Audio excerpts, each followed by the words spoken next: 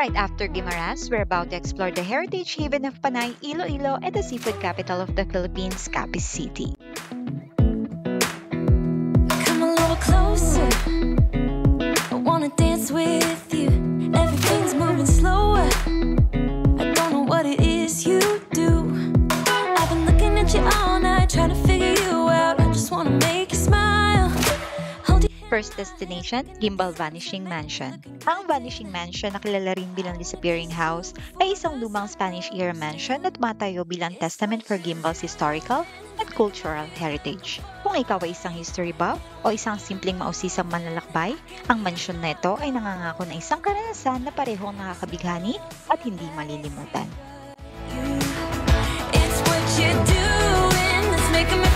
Second destination, Garin Farm. Ang Garin Farm ay isang agricultural, recreational, at spiritual site matatagpuan sa San Joaquin, Iloilo. Ito ay kilala rin bilang Stairway to Heaven na may 480-step staircase kung saan maaaring lampasan ng mga bisita ang mga major biblical scenarios.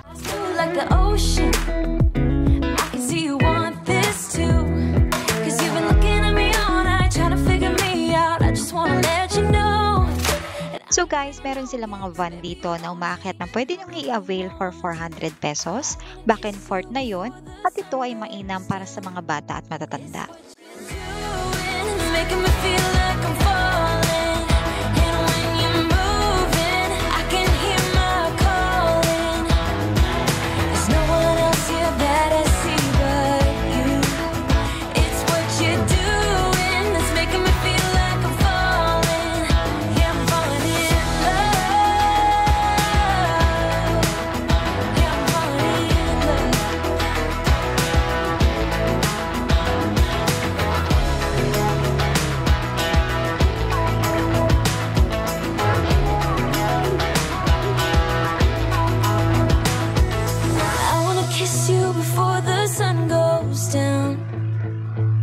Pinakamainam itong bisitahin from November to May, around 10 a.m. after 2 p.m.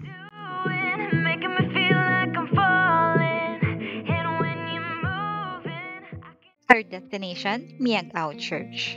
Ang Miagao Church ay nakatayo sa munisipalidad ng Miagao sa Iloilo, kilala as one of the most visited attractions in the province. Ang magsaysayang simbahang ito ay tinayo noong 786 at ginawa ng may mga motif ng Chinese and Filipino aspects, making it a unique place of worship and one of the most beautiful agricultural gems in the Philippines. People would tell us to get a grip of ourselves and get a job. We didn't care. Ang kakaibang yellow orchard na kulay ng Miagao Church ay nagmula sa mga corals, ground into dust, and egg whites. Karaniwang ginagamit ng mga Espanyol ang mga puti ng itlog upang gumawa ng mortar para sa kanilang mga simbahan. Ito ay upang maging matatag ang timpla. Stay up all night singing songs on the Fourth destination, Molo Mansion. Ang Molo Mansion ay isang neoclassical art deco heritage house na patatagpuan sa distrito ng Molo, Iloilo City. Ang Molo Mansion na kilala rin bilang Yusay Consing Mansion ay isa sa mga pinakatanyag na makasaysayang tahanan sa Pilipinas. We were young, running from all things at once, without thinking twice. And I knew it would catch up, and that we would be the ones left behind. The stories I've been told, they never seem to leave my mind. And this road that I am on, I gotta stay here for some time.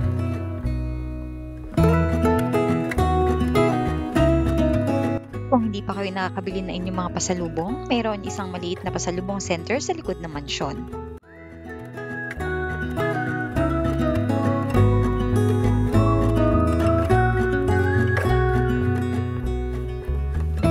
Time has gone and I grew up.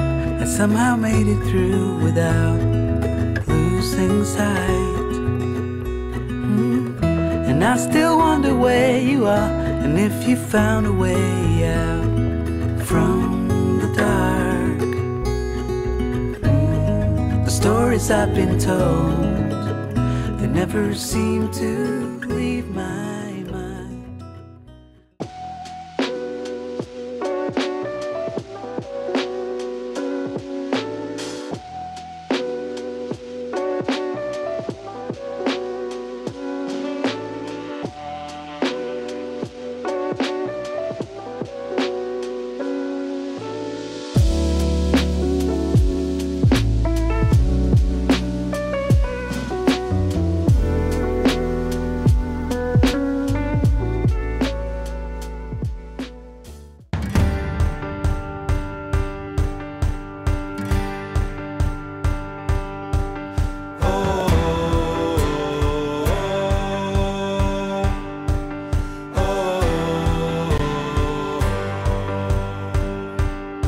Ang sarap talaga ng pakiramdam kapag nasa isang lugar ka na hindi mo pa napupuntahan. Yung bawat hakbang mo ay parang may bagong kwento, bagong tanawin na ngayon mo lang masasaksihan. Iba't ibang kultura, ugali, at kwento ng mga tao ang makikilala mo. Parang bawat pagdamo mo sa hangin ay may hatid na bago at masarap na karanasan. Masarap yung pakiramdam na kahit panandalian lang, parang napapawi yung pagod at mas napapalapit ka sa mundong puno ng sorpresa at hiwaga.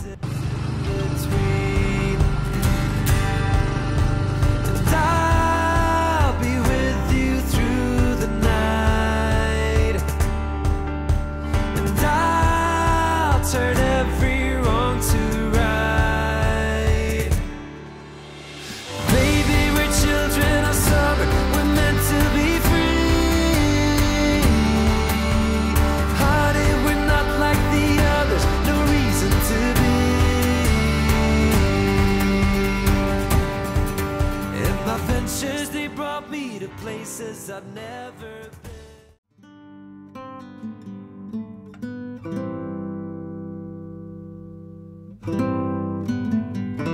Ang seafood capital of the Philippines, sa Roa City, Capiz, ay nagtayo na isang stunning view at tinawag nila itong People's Park. Ito ay opisyal na binuksan sa publiko noong December 2023 at kung nagpaplano kang maglakbay sa Roa City, siguraduhin idagdag ang People's Park sa inyong itinerary dahil ang seaside haven na ito ay nangangako na isang kasiyasiyang view at karanasan.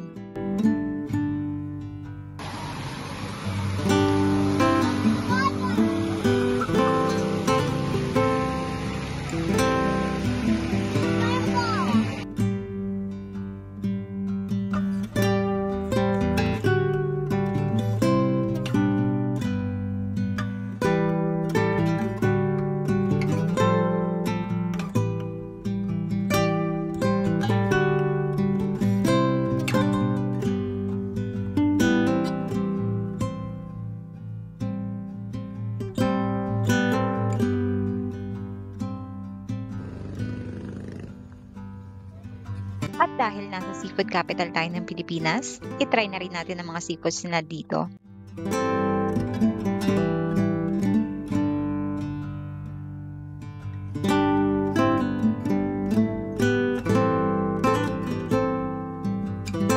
So, ito na lang yung mga available since dinner time na nung dumating kami. Sabi ng mga lokal dito, mainam daw kumain ng umaga at tanghali kasi fresh yung mga huli at usually niluluto nila dito.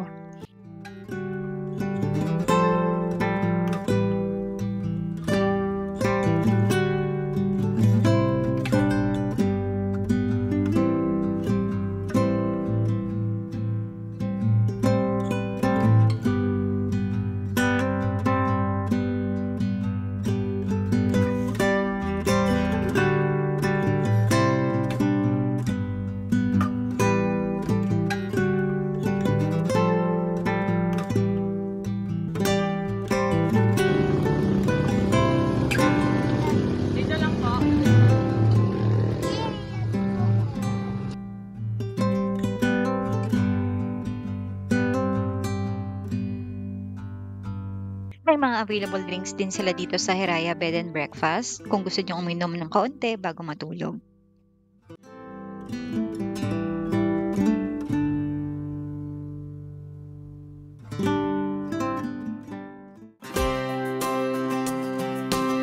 So, day 5 na ng travel namin and uuwi na rin kami pa Manila mamayang tanghali. Enjoy lang namin ng kaunti itong Rojas Capiz. Pero sigurado, nababalikan namin ang lugar na ito.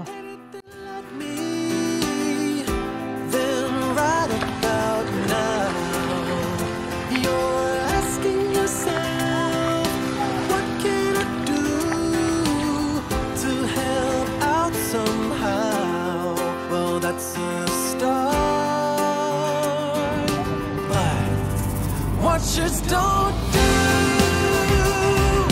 and doers don't watch. At dahil last day namin, naghanap kami ng iba pang mga kawili-wiling bagay na maaring gawin sa paligid ng lalawigan. Sa aming sorpresa, natuklasan namin ang The Ruins of Alcatraz. First destination, Ruins of Alcatraz. Ang ruins ay matatagpuan sa Barangay Kulasi sa Rojas, Capiz. Batay sa aming nakalap na impormasyon, ang mga ruins ay mga labi na di umano'y resort na itatayo ng pamilya Bermejo. Sa kasamaang palad, ito ay hindi natapos at inabandona.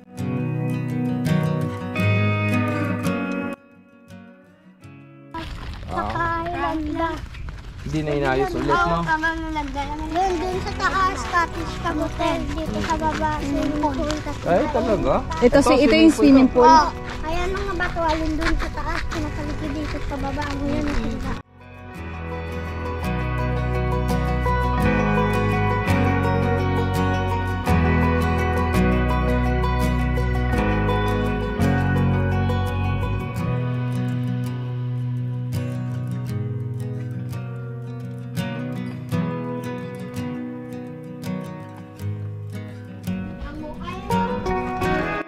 Lugar ay natural na nalatag at nasubok ng panahon na nagbibigay dito na nakakagulat na sinaunang vibe. Not to mention na nakatayo lang ito malapit sa beach. Sa kabilang banda, ang mga naglalakihang pader para sa amin ay maihahambing sa anime na Attack of Titan na nagtatampok sa mga pader, Wall Maria, Wall Rose at Wall Sheena.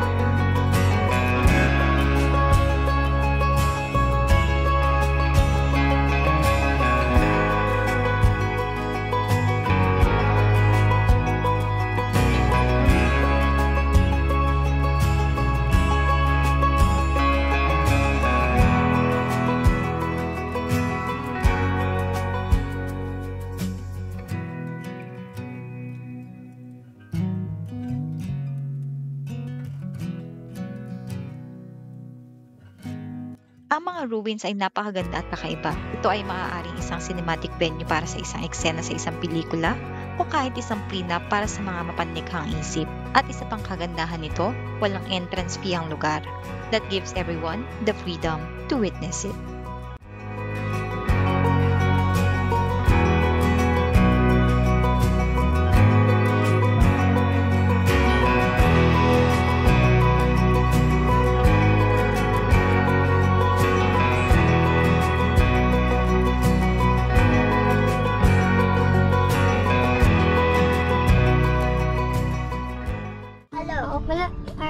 Carlo. Ako po si Lucky. Punayan po kami dito pagpapicture. Oo, mamalikan niyo ito. Kami ang kukunin niyo.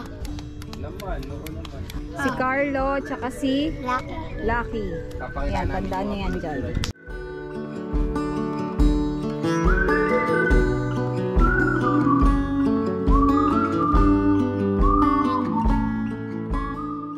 Second at huling destinasyon dito sa Capiz, Immaculate Conception Metropolitan Cathedral.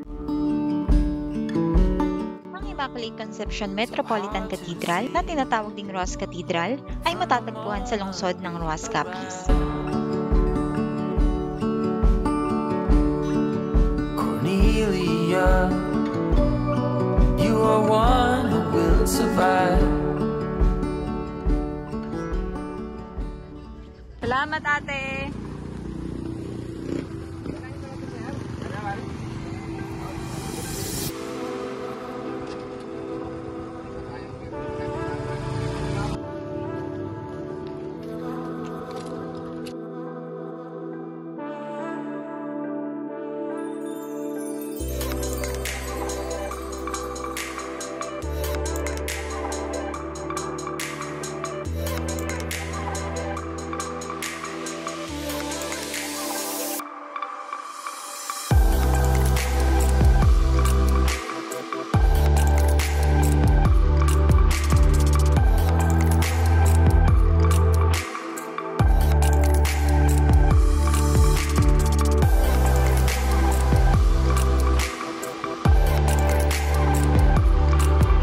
From the mysterious Gimbal Vanishing Mansion, ang Stairway to Heaven of Karin Farm, the beautiful Miagao Church, The historical Molo Mansion, the seafood capital of the Philippines, Rojas City. Stunning Rojas People's Park, delicious seafoods of Capiz. Stunning view of Baybay Beach, the amazing ruins of Alcatraz. Rojas Cathedral, and accommodating staffs at Tiraya Bed and Breakfast are just some of our experiences from this Iloilo and Capiz trip. Until the next adventure, bye!